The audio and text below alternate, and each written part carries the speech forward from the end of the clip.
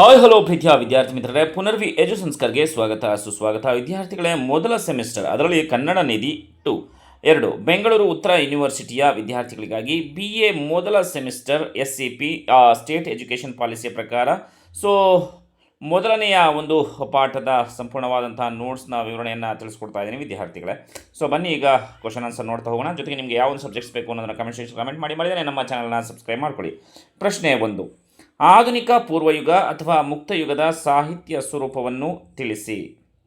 ಉತ್ತರ: ಆಧುನಿಕ ಯುಗ ಆರಂಭವಾಗುವುದಕ್ಕೂ ಹಿಂದೆ ಇದ್ದ ಸಾಹಿತ್ಯ ಕಾಲಘಟ್ಟವನ್ನು ಆಧುನಿಕ ಪೂರ್ವಯುಗ ಅಥವಾ ಮುಕ್ತಯುಗ ಎಂದು ಕರೆಯುತ್ತಾರೆ. ಮುಕ್ತಯುಗ ಎಂಬುದು ಹೆಸರೇ ಹೇಳುವ ಹಾಗೆ ಎಲ್ಲ ಸಾಹಿತ್ಯ ಪ್ರಕಾರಗಳಿಗೆ ಮುಕ್ತವಾದ ಅವಕಾಶವನ್ನು ನೀಡಿದ ಯುಗ.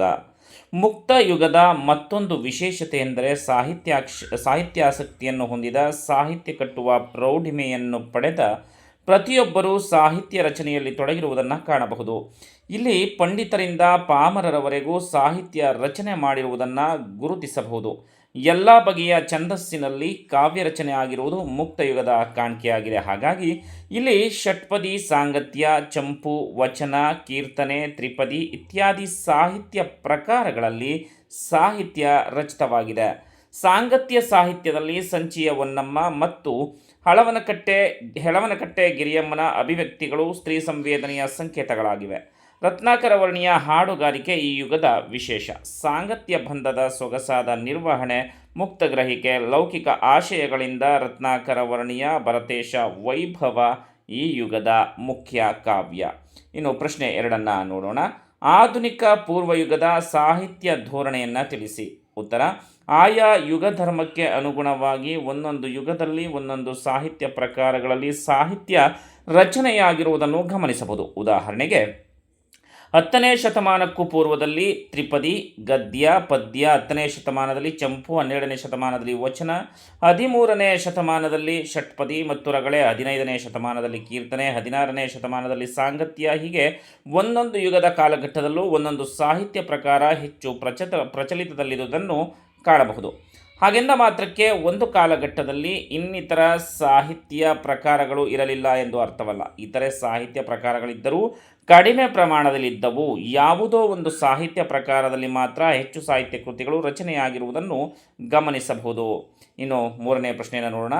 ಕನ್ನಡ ಸಾಹಿತ್ಯಕ್ಕೆ ರತ್ನಾಕರ ವರ್ಣಿಯ ಕೊಡುಗೆಯನ್ನು ವಿವರಿಸಿ. ಉತ್ತರ: ರತ್ನಾಕರ ವರ್ಣಿ ಮುಕ್ತಯುಗದ ಪ್ರಸಿದ್ಧ ಕವಿ. ಭರತೇಶ ವೈಭವ ರತ್ನಾಕರ ವರ್ಣಿಯ ಮೇರುಕೃತಿ. ಇದು ಸಾಂಗತ್ಯ ಪ್ರಕಾರದಲ್ಲಿದೆ. ಇದಕ್ಕೆ ಭರತೇಶ ಚರಿತೆ, ಭರತೇಶ ಸಂಗತಿ ಎಂಬ ಇತರ ಹೆಸರುಗಳು ಇವೆ. ಇದರಲ್ಲಿ ಒಟ್ಟು 80 ಸಂಧಿ ಮತ್ತು 10,000 ಸಾಂಗತ್ಯ ಪದ್ಯಗಳಿವೆ. ಜೈನ ಪರಂಪರೆಯಲ್ಲಿ ಮಹಾಪುರುಷರೆಂದು ನಂಬುವ 63 ಪುರುಷರನ್ನು ತ್ರಿಷಷ್ಟಿ ಶಲಾಕಾ ಪುರುಷರು ಎಂದು ಕರೆಯುವರು. ಈ ತ್ರಿಷಷ್ಟಿ ಶಲಾಕಾ ಪುರುಷರ ಕಥೆಗೆ ಮಹಾಪುರಾಣ ಎಂದು ಕರೆಯುವರು. ಜಿನಸೇನಾಚಾರ್ಯರು ಮೊಟ್ಟ ಮೊದಲಿಗೆ ಸಂಸ್ಕೃತದಲ್ಲಿ ಮಹಾಪುರಾಣ ಪೂರ್ವ ಭಾಗವನ್ನು ರಚಿಸಿದರು. ಭರತೇಶ ವೈಭವವನ್ನು 5 ಭಾಗವಾಗಿ ಅವನ್ನು ಪಂಚಕಲ್ಯಾಣವೆಂದು ಕರೆದಿದ್ದಾನೆ. 1 ಭೋಗ ವಿಜಯ, 2ನೇದು ದಿಗ್ವಿಜಯ, ಯೋಗ ವಿಜಯ, ಅರ್ಕಕೀರ್ತಿ ವಿಜಯ, ಮೋಕ್ಷ ವಿಜಯ. ಇವನ ಸಾಹಿತ್ಯ ರಚನೆಯಲ್ಲಿ ಅಚ್ಚಕನ್ನಡ, ದೇಶಿ, ಜನಪದ ಸಾಂಗತ್ಯ, ಧಾಟಿ, ಹಾಗೆಯೇ ಸರಳವಾದ ಭಾಷೆ, ಚಿತ್ರಿಕ ಶೈಲಿ, ಭವ್ಯ ಕಲ್ಪನೆ, ವಿಶಾಲವೂ ಉದಾರವೂ ಆದ ಧಾರ್ಮಿಕ ದೃಷ್ಟಿ, ಲಲಿತ, ಮನಮೋಹಕ, ಮನೋಹರ, ಸುಭಗ ಶೈಲಿ ಕಾಣಬಹುದು. ಜನಪದ ಗಾದೆ ಮಾತುಗಳನ್ನು ಕೂಡ ಬಳಸಿದ್ದಾನೆ. ಒಟ್ಟಾರೆಯಾಗಿ ಕುವೆಂಪು ಹೇಳುವಂತೆ ಇದು ಜಗತ್ಕೃತಿ, ಕೇಳುಗಬ್ಬ, ಹಾಡುಗಬ್ಬ ಆಗಿರುವ ಇದು ಕನ್ನಡದ ಜನಪ್ರಿಯ ಕಾವ್ಯಗಳಲ್ಲಿ ಅತ್ಯಂತ ಗಮನಾರ್ಹವಾದುದು. ಇನ್ನು ಪ್ರಶ್ನೆ 4, ನಿಜಗುಣ ಶಿವಯೋಗಿಯ ಸಾಹಿತ್ಯ ಕೃಷಿಯನ್ನು ತಿಳಿಸಿ. ಉತ್ತರ: ನಿಜಗುಣ ಶಿವಯೋಗಿ ಕೃತಿಗಳು ಕೈವಲ್ಯ ಪದ್ಧತಿ ಅಂದರೆ ಹಾಡಿನ ರೂಪದಲ್ಲಿರುವಂಥದ್ದು, ಪರಮಾನುಭವ ಬೋಧೆ ಸಾಂಗತ್ಯ ಕಾವ್ಯ, ಪರಮಾರ್ಥ ಗೀತೆ, ಲಲಿತರಗಳೆ, ಅನುಭವಸಾರ ತ್ರಿಪದಿ, 63 ತ್ರಿಪದಿ, ಪರಮಾರ್ಥ ಪ್ರಕಾಶಿಕೆ ಗದ್ಯ ರೂಪದಲ್ಲಿರುವಂಥದ್ದು, ವಿವೇಕ ಚಿಂತಾಮಣಿಯು ಕೂಡ ಗದ್ಯ ರೂಪದಲ್ಲಿರುವಂಥದ್ದು. ಕೈವಲ್ಯ ಪದ್ಧತಿ ಕೃತಿಯಲ್ಲಿ ತತ್ವೋಪದೇಶ ಮತ್ತು ಶಿವಸ್ತುತಿಯುಳ್ಳ ಹಾಡುಗಳಿವೆ. ಜೊತೆಗೆ ಗುರುಭಕ್ತಿ ಮತ್ತು ಗುರುಪದೇಶಗಳಿವೆ. ಪರಮಾನುಬೋಧೆ ಕೃತಿಯಲ್ಲಿ ಅದ್ವೈತ ತತ್ವವನ್ನು ಹೇಳಿದ್ದಾರೆ. ಯಜ್ಞವಲ್ಕ್ಯ ಮೈತ್ರೇಯಿಯರ ಸಂವಾದವಿದೆ. ತ್ರಿಪದಿ ಮತ್ತು ಸಾಂಗತ್ಯ ಎರಡೂ ಧಾಟಿಯನ್ನು ಇಲ್ಲಿ ಕಾಣಬಹುದು. ಪರಮಾರ್ಥ ಗೀತೆ ಕೃತಿ ಗುರು ಶಿಷ್ಯರ ಸಂವಾದ ರೂಪವಾಗಿದ್ದು, ಲಲಿತರಗಳೆ ಮತ್ತು ಕಂತ್ಯ ಪದ್ಯಗಳಲ್ಲಿದ್ದು ಮೋಕ್ಷಶಾಸ್ತ್ರ ಮತ್ತು ಯೋಗಶಾಸ್ತ್ರವನ್ನು ತಿಳಿಸುತ್ತದೆ. 63 ತ್ರಿವಿಧಿ ಕೃತಿಯು ತ್ರಿಪದಿಯಲ್ಲಿದ್ದು 63 ಪುರಾತನರ ಸ್ತುತಿಯನ್ನು ಒಳಗೊಂಡಿದೆ. ಪರಮಾರ್ಥ ಪ್ರಕಾಶಿಕೆ ಕೃತಿ ತನ್ನ ಗುರು ಚನ್ನಸದಾಯೋಗಿಯ ಶಿವಯೋಗ ಪ್ರದೀಪಿಕೆಯ ಕನ್ನಡ ವ್ಯಾಖ್ಯಾನವಾಗಿದೆ. ವಿವೇಕ ಚಿಂತಾಮಣಿ ಕೃತಿ ನಿಜಗುಣ ಶಿವಯೋಗಿಯ ಪ್ರಸಿದ್ಧ ಗದ್ಯ ಕೃತಿಯಾಗಿದೆ. ಇದರಲ್ಲಿ ಆ ಕಾಲದ ತಾತ್ವಿಕತೆ, ಭೌಗೋಳಿಕ, ಸಾಹಿತ್ಯಿಕ ವಿಷಯಗಳನ್ನು ಕಾಣಬಹುದು. ಈ ಗ್ರಂಥ 10 ಪ್ರಕರಣ 765 ವಿಷಯಗಳನ್ನು ಒಳಗೊಂಡಿದೆ. ಇದು ವೇದಾಂತಿ, ಸಿದ್ಧಾಂತಿ ಯೋಗಿಗಳಿಗೆ ಜ್ಞಾನಕೋಶದಂತಿದೆ. ಇದು ಗದ್ಯ ಗ್ರಂಥವಾಗಿದ್ದರೂ ಕಾವ್ಯ, ಲಕ್ಷಣ, ಪದ, ಅರ್ಥ, ಅಲಂಕಾರಗಳನ್ನು ಕುರಿತ ಚರ್ಚೆ ಇದೆ. ಆಧ್ಯಾತ್ಮ ಜ್ಞಾನ ಬೋಧನೆ ಇದರ ಮುಖ್ಯ ಉದ್ದೇಶವಾಗಿದೆ. ಇನ್ನು ಪ್ರಶ್ನೆ 5, ಮುಪ್ಪಿನ ಷಡಕ್ಷರಿ ಮತ್ತು ಅವನ ಕೃತಿಗಳನ್ನು ಪರಿಚಯಿಸಿ. ಮುಪ್ಪಿನ ಷಡಕ್ಷರಿಯ ಒಂದು ಪರಿಚಯವನ್ನು ಮಾಡ್ಕೊಳ್ಳೋಣ. ಕೃತಿ ಪರಿಚಯ.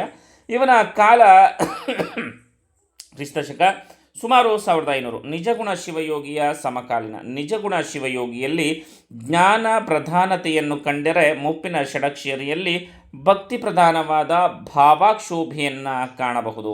ಕೃತಿಗಳು ಯಾವ್ಯಾವುದು? ಇವನ ಕೃತಿ ಸುಬೋಧ ಸಾರ ಹಾಡಿನ ರೂಪದಲ್ಲಿರುವಂಥದ್ದು.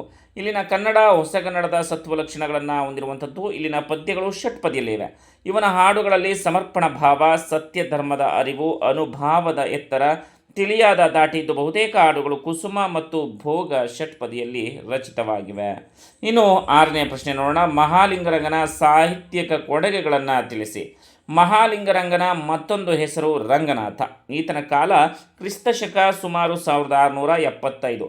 ಈತನು ಬರೆದ ಮಹತ್ವದ ಕೃತಿ ಅನುಭವಾಮೃತ. ಈ ಕೃತಿ ಷಟ್ಪದಿ ಪ್ರಕಾರದಲ್ಲಿದೆ. ತತ್ವ ಮತ್ತು ಧರ್ಮವನ್ನು ಕುರಿತು ಹೇಳುತ್ತದೆ. ಸಂಸ್ಕೃತದಲ್ಲಿ ಏನಿದೆ ಎಂದು ಕೇಳಿದ ವಿವೇಕ ಉಳಿದ ಕನ್ನಡ ಕವಿಗಳಿಗೆ, ಬ್ರಾಹ್ಮಣರಿಗೆ ಬಾರದಿರುವ ಬೆರಗು, ಔಚಿತ್ಯ, ಜ್ಞಾನ, ಯುಕ್ತಿ ಈತನ ವಿಶೇಷವಾಗಿದೆ. ಇನ್ನು ಪ್ರಶ್ನೆ 7 ನೋಡೋಣ. ಸಾಂಗತ್ಯ ಸಾಹಿತ್ಯಕ್ಕೆ ಸಂಚಿ ಹೊನ್ನಮ್ಮನ ಕೊಡುಗೆಯನ್ನು ತಿಳಿಸಿ. ಸಿಂಗರಾರ್ಯನಲ್ಲಿ ಹೊನ್ನಮ್ಮನು ವಿದ್ಯಾಭ್ಯಾಸ ಮಾಡಿ ಕಾವ್ಯ, ಪುರಾಣ, ಧರ್ಮಶಾಸ್ತ್ರಗಳಲ್ಲಿ ಪರಿಣಿತಿಯನ್ನು ಪಡೆದಳು. ಸಂಚಿ ಹೊನ್ನಮ್ಮನ ಏಕೈಕ ಕೃತಿ ಹದಿಬದೆಯ ಧರ್ಮ. ಇದಕ್ಕೆ ಪತಿವ್ರತೆಯ ಧರ್ಮ ಎಂಬ ಮತ್ತೊಂದು ಹೆಸರು ಕೂಡ ಇದೆ. ಚಿಕ್ಕದೇವರಾಯ ಮತ್ತು ಅವನ ಅರಸಿಯ ಒತ್ತಾಯದ ಮೇರೆಗೆ ಈ ಕೃತಿಯನ್ನು ಬರೆದುದಾಗಿ ಹೇಳಿಕೊಂಡಿದ್ದಾಳೆ. ಹದಿಬದೆಯ ಧರ್ಮ ಕೃತಿ ಸಾಂಗತ್ಯದಲ್ಲಿ ರಚನೆಯಾಗಿದೆ. ಈ ಹಿಂದೆ ಆಗಿ ಹೋದ ರಾಮಾಯಣ, ಮಹಾಭಾರತ ಮತ್ತು ಧರ್ಮಶಾಸ್ತ್ರಗಳಲ್ಲಿ ಹೇಳಿದಂತಹ ಸತಿಧರ್ಮವನ್ನು ಹೇಳುವುದು ಇದರ ಉದ್ದೇಶವೆಂದು ಮೇಲ್ನೋಟಕ್ಕೆ ಕಂಡರೂ ನಿಜವಾದ ಉದ್ದೇಶ ಗಂಡನಾದವನು ಹೆಂಡತಿಯ ಜೊತೆ ಹೇಗೆ ವರ್ತಿಸಬೇಕು, ಪುರುಷನಾದವನು ಸ್ತ್ರೀಯೊಂದಿಗಿನ ಒಡನಾಟ ಹೇಗಿರಬೇಕೆಂಬುದನ್ನು ತಿಳಿಸುವ ನೀತಿಕತೆಯಾಗಿದೆ. ಗಂಡಿಗಿಂತ ಹೆಣ್ಣು ಯಾವುದರಲ್ಲೂ ಕಡಿಮೆ ಇಲ್ಲ, ಇವಳು ಗಂಡಿಗೆ ಸಮಾನಳು ಎಂಬ ಸಮಾನತೆಯ ಧರ್ಮವನ್ನು ಸಾರಿದ್ದಾಳೆ. ಈ ಕೃತಿ ಹೆಸರಿಗೆ ಮಾತ್ರ ಪತಿವ್ರತೆಯ ಧರ್ಮ, ಆದರೆ ಒಳಹೊಕ್ಕು ನೋಡಿದರೆ ಸತಿಧರ್ಮಕ್ಕಿಂತ ಪತಿಧರ್ಮವನ್ನೇ ಹೆಚ್ಚಾಗಿ ಹೇಳಿದ್ದಾಳೆ. ಇದು ಹೊನ್ನಮ್ಮನ ಒಂದು ಹೊಸ ತಂತ್ರಗಾರಿಕೆ. ಪುರುಷನನ್ನು ಹೊಗಳುತ್ತಲೇ ಅವನಲ್ಲಿನ ಧೂರ್ತ ವರ್ತನೆಯನ್ನು ನಯವಾಗಿ ತಿದ್ದುವ ತಂತ್ರಗಾರಿಕೆ ಇದು. ಪರಂಪರಾಗತವಾಗಿ ಬಂದಿದ್ದ ಪುರುಷ ಪ್ರಧಾನ ವ್ಯವಸ್ಥೆಯನ್ನು ಪ್ರಶ್ನಿಸುವ ಎದೆಗಾರಿಕೆಯನ್ನು ಇವಳ ಕಾವ್ಯದಲ್ಲಿ ಕಾಣಬಹುದು. ಇನ್ನು ಪ್ರಶ್ನೆ 8 ನೋಡೋಣ. ಸಿಂಗರಾರ್ಯನನ್ನು ಪರಿಚಯಿಸಿ. ಸಿಂಗರಾರ್ಯ ಕ್ರಿಸ್ತಶಕ ಸುಮಾರು 1700ರಲ್ಲಿ ಜೀವಿಸಿದ್ದನು. ಸಂಚಿ ಹೊನ್ನಮ್ಮಳ ಗುರುವಾಗಿದ್ದನು. ಇವನ ಪ್ರಸಿದ್ಧ ಕೃತಿ ಮಿತ್ರವಿಂದ ಗೋವಿಂದ. ಕನ್ನಡದ ಮೊಟ್ಟಮೊದಲ ನಾಟಕ ಎಂಬ ಹೆಸರು ಪಡೆದಿದೆ. ಇದರ ಮೂಲ ಆಕರ ಸಂಸ್ಕೃತದ ಹರ್ಷಕವಿಯ ರತ್ನಾವಳಿಯಾಗಿದೆ. ಈ ನಾಟಕದಲ್ಲಿ 4 ಅಂಕಗಳಿವೆ. ಈ ಪದ್ಯಗಳು ಹಳಗನ್ನಡ, ಚಂಪು ಕಾವ್ಯಗಳಲ್ಲಿ ಸುಪರಿಚಿತವಾದ ವೃತ್ತ ಕಂದಗಳೇ ಆಗಿವೆ. ಕೃಷ್ಣ ಈ ಕೃತಿಯ ನಾಯಕನಾಗಿದ್ದಾನೆ. ವಾಸುದೇವ ಮತ್ತು ಮಿತ್ರವಿಂದೆಯರ ಪರಿಣಯದ ಸಂಬಂಧವಾಗಿ ಬರುವ ಕೆಲವು ಪಾತ್ರಗಳನ್ನು ಸಂಯೋಜಿಸಿ ಇನ್ನು ಕೆಲವನ್ನು ಕಲ್ಪಿಸಿ ಸಿಂಗರಾರ್ಯ ತನ್ನ ಕನ್ನಡ ನಾಟಕವನ್ನು ರಚಿಸಿದ್ದಾನೆ. ಪ್ರಶ್ನೆ 9. ತ್ರಿಪದಿ ಸಾಹಿತ್ಯಕ್ಕೆ ಸರ್ವಜ್ಞನ ಕೊಡುಗೆಯನ್ನು ವಿವರಿಸಿ. ಉತ್ತರ. ಸರ್ವಜ್ಞ ತ್ರಿಪದಿ ಪ್ರಕಾರ ಈತನವೆಂದು ಹೇಳಲಾಗುವ ರಚನೆಗಳೆಲ್ಲವೂ ತ್ರಿಪದಿಯ ರೂಪದಲ್ಲಿವೆ. ಸರ್ವಜ್ಞ ಎಂಬುದು ಆ ವಚನಗಳ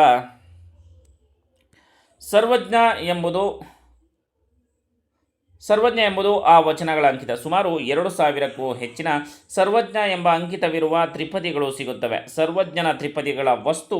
ಸರ್ವಜ್ಞನ ತ್ರಿಪದಿಗಳಲ್ಲಿ ಕಥೆ ಇಲ್ಲ, ವರ್ಣನೆ ಇಲ್ಲ, ಆದರೆ ಸಮಗ್ರ ಜೀವನ ಧರ್ಮ ರೂಪುಗೊಂಡು ಜೀವರಸಕ್ಕೆ ಪೋಷಕವಾಗಿವೆ. ಅವು ಬರೀ ನೀತಿ ಬೋಧಕವಾದವುಗಳಲ್ಲ, ಬದಲಿಗೆ ಅನುಭವದ ವೇದ, ವಿವೇಕದ ವಾಣಿ ಅವುಗಳಲ್ಲಿವೆ. ಸರ್ವಜ್ಞನ ರಚನೆಗಳು ತ್ರಿಪದಿ ಛಂದಸ್ಸಿನಲ್ಲಿವೆ.